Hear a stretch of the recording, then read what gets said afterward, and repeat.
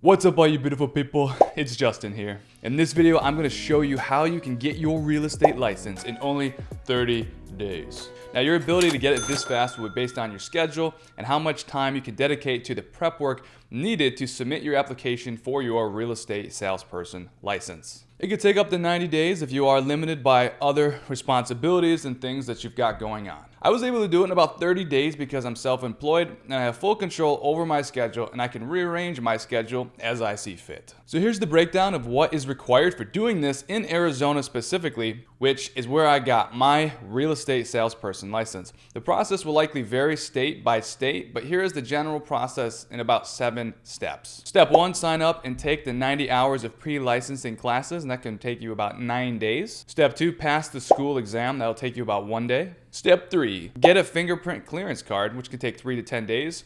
Step 4, schedule your state license exam and pass with a 75%, and that can take up to 7 days. Step 5, complete the 6-hour introduction to contract writing course, which can take about 1 day. Step 6, submit your application. Step 7, research and select a broker, which can take about 2 to 7 days. So here's my pointers on how to get each of these steps done in the shortest amount of time. For step 1, if you're able to do the 10-hour per day classes, then you'll be able to complete the 90 hours in only 10 days. If possible, I'd recommend you don't take these classes online and show up in person if possible, because in my experience, most people learn better this way when there are other people around them also attending the class. If it's not possible, you just need to be creative with the online classes. Listen to some music without lyrics to keep your energy state high if that works for you. And perhaps grab a drink which has some caffeine or not. Whatever helps you study the best. The best way, in my opinion, to memorize information is to have a conversation with yourself or with another person about what you learned or what you are studying on. You may not be able to do this for every chapter or class or section. However, anytime you speak out loud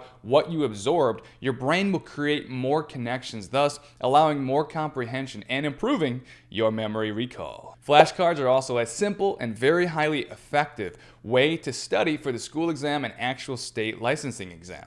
Also, if you could abruptly annihilate that like button just one time right about now to help out the channel, that would be awesome. Thank you. I personally used a computer software called CompuCram where it actually allowed me to take actual state exam tests, which were in previous years, and I was able to get a very clear understanding of the types of questions being asked, so I could practice in the best way possible. I believe I took 6 different previous state licensing exam tests via this CompuCram software to assist with gaining an understanding of where I stood with my memory recall and problem-solving ability to get the questions right, which are often designed to trick you. When I went to take the actual state licensing exam, I found it more difficult than the previous practice exams. However, I did pass it on my first try. It's important to realize it's not a race, and one great tip is this. Sometimes if you don't know the answer to a question, just skip it and come back to it later on. After reading other questions and possible answers after that original question, you may gain a clue about the original one that you didn't know from a different question or answer later on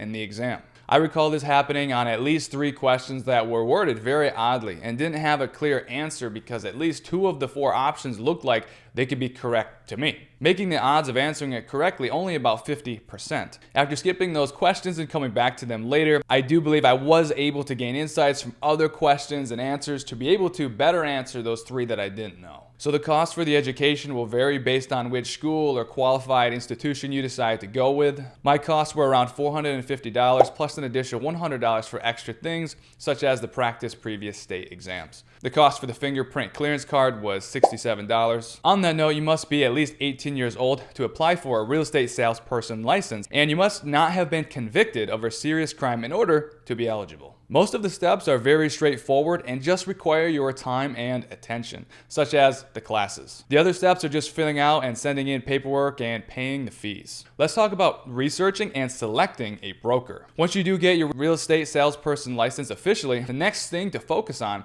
is who to place your license into service with. In Arizona, there are many good options such as HomeSmart, Century 21, West USA, and a whole lot more. I'm a motivated person and therefore a quick study and a quick learner, so I decided to go with West USA because their offer seemed to work out best for me and for my outcome. My reason for getting the real estate license was to get a huge 3% discount each time I bought a new investment property for myself, and since my range of buying single family homes is in the 400s to 600s, 3% goes a long way, from $12,000 to $18,000 in commissions that I could receive to represent myself as the buyer each time I purchase a new house. West USA has an offer where you can pay a small monthly fee and you get to keep 100% of the commissions you make. With most real estate brokers, you generally split the commission with your broker, either 50-50 or 70-30 or something like this. I wanted to not only have 50 or 70% of the commission, but the full 100%, which is why I went with West USA. However, this strategy may not be a good fit for you. In the beginning, it may be worth it for you to share your commissions